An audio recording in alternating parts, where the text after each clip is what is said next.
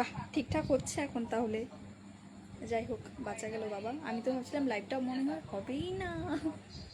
আর এই যে লাইভটা শুরু করার আগে, ঠিক আছে, আজকে কি বলবো, আজকে ফোন শুধু মানে একটার পর একটা আসছে। আজকে আমার চঞ্চলাদির সাথে কথা হলো, আমার মেজো পিসির সাথে কথা হলো, তারপরে যে এখন আমার ছোটো পিসির সাথে কথা হচ্ছে, আবার বড় পিসির সাথেও কথা হচ্ছে। আর বাংলাদেশে হচ্ছে আমার এক দিদির সাথে কথা হলো, সেটা দিদির ফোনেই হয়েছে অনেকক্ষণ আগে। আর এখন এই যে লাইভটা শুরু করার আগে আমার জাইম বাবার ফোন করেছে। তো আমি জাইমবুকে বললাম কি দিদি এখন তো পিসির সাথে কথা বলছে, তো একটু পরে ফোন করবে, ঠিক আছে। তো আমাকে দেখলো এই যে সাজগোজ অবস্থায় রয়েছি, বলে কি ও তুমি এখন লাইভটাই করবো তাই না? হ্যাঁ তুমি ওগুলোই করো, রঙ্গই করো, তো এইভাবে বললো আর কি। তো আমি বললাম কি আচ্ছা ঠিক আছে রাখছি। হ্যাঁ, তো দিদির সাথে তো কথা বলবে, এখন দিদি তো ব্যস্ত আছে, তো এখন ফোনটা যদি ধরেও রাখি কি আর করবে, তাই না?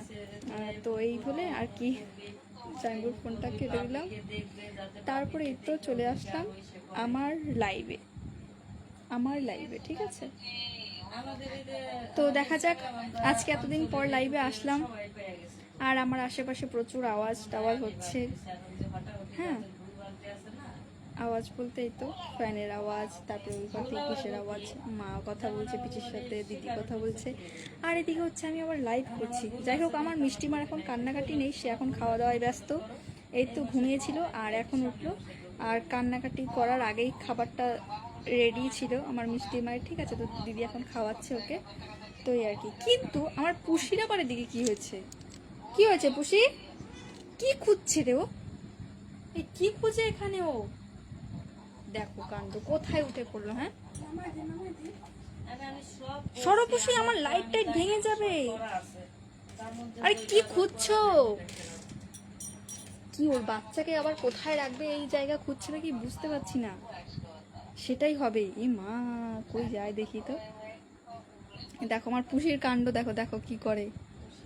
এ কি করতে যাচ্ছে সত্যি আমি বুঝতে পারছি না। নিশ্চয়ই ওর ছেলেকে কোথায় রাখবে সেই জায়গাটাই খুঁজছে নাকি।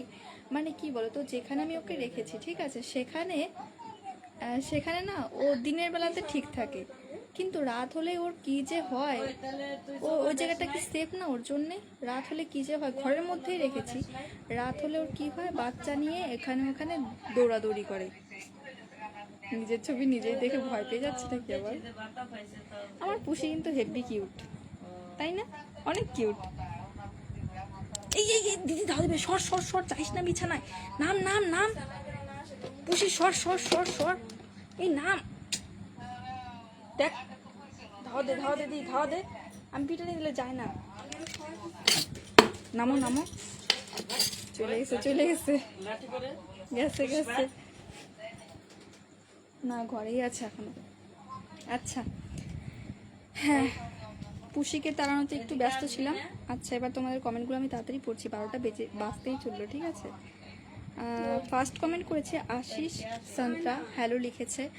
রাজ এসকে হাই লিখেছে। উত্তর দাস লিখেছে অনেকদিন থেকে খুঁজে পাচ্ছি না গো, আমার মনটা কেমন করছে বাবা। উত্তর দাস আবার লিখেছে আমাকে কোথায় গেলে দেখতে পাবো আমি, ঠিক বুঝলাম না। তারপর লিখেছে কোথায়, তোমার সঙ্গে আলাদা আমার কথাবার্তা আছে স্পেশালভাবে। বাবা, কি আবার স্পেশালভাবে আলাদা কথাবার্তা? তুমি আর আমি, পার্সোনাল কথা আছে আবার, বাপরে বাপ। বৃষ্টি দাস লিখেছে হাই। উত্তর দাস লিখেছে আমাকে চিনতে পারছো? উত্তর দাস, তোমাকে আমি ঠিক চিনতে পারছি না, কিন্তু তোমার প্রোফাইলটা চেনা চেনা লাগছে, তোমার নামটা অন্য ছিল। উত্তর দাস ছিল না, অন্য একটা কিছু ছিল, উত্তর ছিল না, কি ওই ইউ দিয়েই মনে হয় কিছু একটা ছিল, উত্তম না, উৎপল না, কি কি, এই তো এটা দিয়েছিল।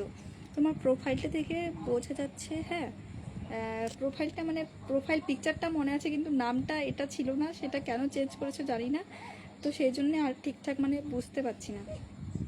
বিজয় পাত্রা লিখেছে বলছি তোমার বাড়ি কোথায়? আমাদের বাড়িটা হচ্ছে চ্যাংড়াবান্ধাতে, ঠিক আছে।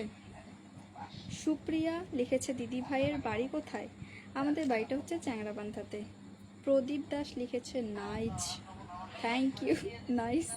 উত্তর দাস লিখেছে এতদিন দেখতে এটা পড়লাম, আবার কেন চলে আসলো? এই কমেন্টটা আমি পড়েছি একবার। বিজয় পাত্র লিখেছে তুমি কি করো? কি করো বলতে মানে কি শুনতে চাইছো? আমি কি কাজ বাজ করি না, এগুলো কি কোনটার উত্তর দিও বুঝতে পারছি না। উত্তর দাস লিখেছে তুমি কেমন আছো?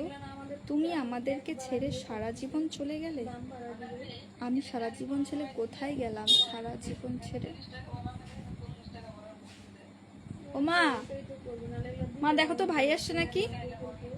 ও মা দেখো না ভাই আসছে নাকি। তাপস জানা লিখেছে তোমার বাড়ি কোথায়? আমাদের বাড়িটা হচ্ছে চ্যাংরাবান্ধাতে। তোমাকে দেখেই আমার মনটা ভালো লাগলো। আচ্ছা খুব সুন্দর। বলছি তুমি কি করো? এটা আমি পড়লাম আবারও, সেই যেগুলো পড়েছি সেগুলোই কেন বারবার আসছে। দিদির ইয়েটা হটস্পট দিয়ে করতে চাইলাম লাইভটা, তখন হচ্ছিল না, আর এখন আমার ফোন আমার নেট দিয়ে করছি, সেটা আবার কেমন কেমন যেন হয়ে যাচ্ছে, মানে ভালোই লাগে না এগুলো।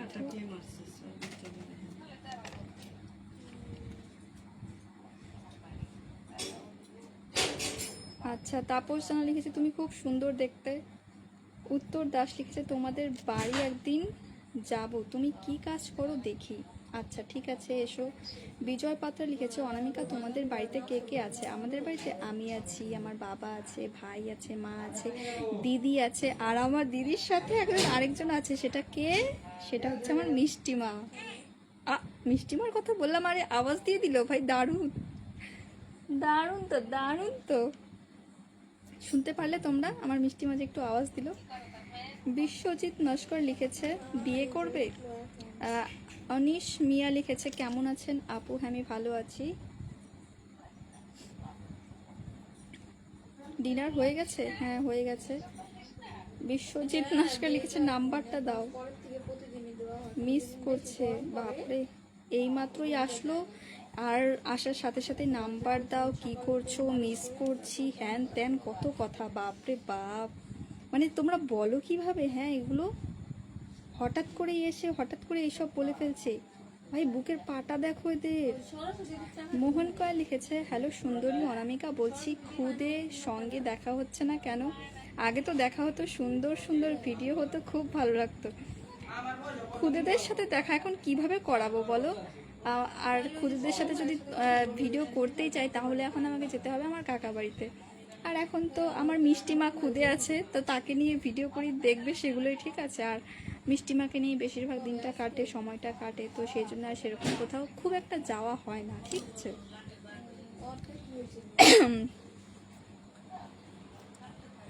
মনটা হারিয়ে গেছে?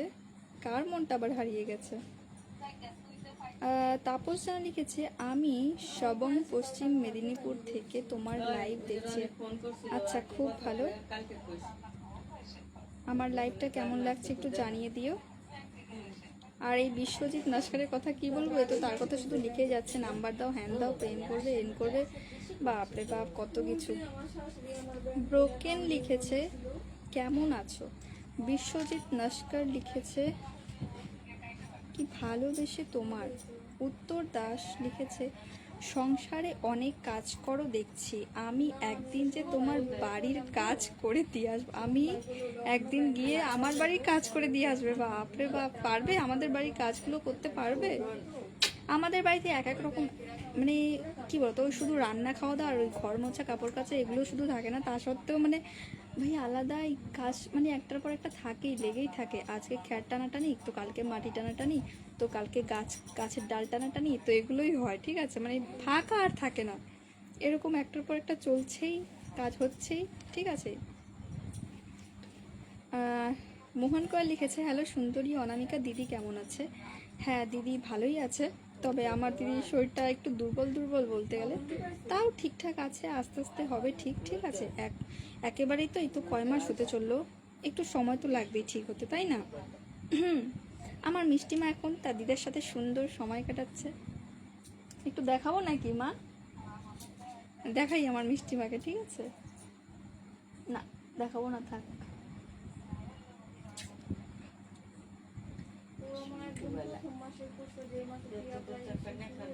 এখানে পারবো না বলো। খোকন ঘোষ লিখেছে খুব সুন্দর অনুষ্ঠান হচ্ছে। তোমার আমার লাইফ পার্টনার হবে বলো লিখেছে একজন। তোমাদের বাড়ি যাব। আচ্ছা, আমাদের বাড়িতে আসতে চাইছে অনেকেই ঘুরতে। কেন, কি আছে কি আমাদের বাড়িতে যে ঘুরতে আসতে হবে? রতন দাস লিখেছে, যে দিদি তোমাদের বাড়িটা কোথায় জানতে পারি? তোমার নাম কি? আমার নামটা হচ্ছে অনামিকা, আর আমাদের বাড়িটা হচ্ছে চ্যাংড়াবান্ধাতে। উত্তর দাস লিখেছে, বাড়ির সব কাজ করে দেবো আমি, তুমি আর আমি মাঠে কাজ করব। ঠিক আছে। বাপরে, মাঠে কাজ করা আমার একদমই পছন্দ না, তারপরেও যেতে হয় অনেক সময়। আমার ভাল লাগে না মাঠের কাজ, সত্যি। যদি সেটাই কপালে জোটে না, খুব খারাপ হয়ে যাবে। উত্তর দাস লিখেছে, যে দিদি তোমার ও একজন কমেন্ট করলো, সেটারই হচ্ছে আবার রিপিট করলো এই কমেন্টটা। ঠিক আছে, চলো আজকের লাইভটা তাহলে এখানেই শেষ করছি। ঠিক আছে, ভালো থেকো সবাই, দেখা হবে পরের কোনো লাইভে। টাটা অ্যান্ড গুড নাইট সবাইকে।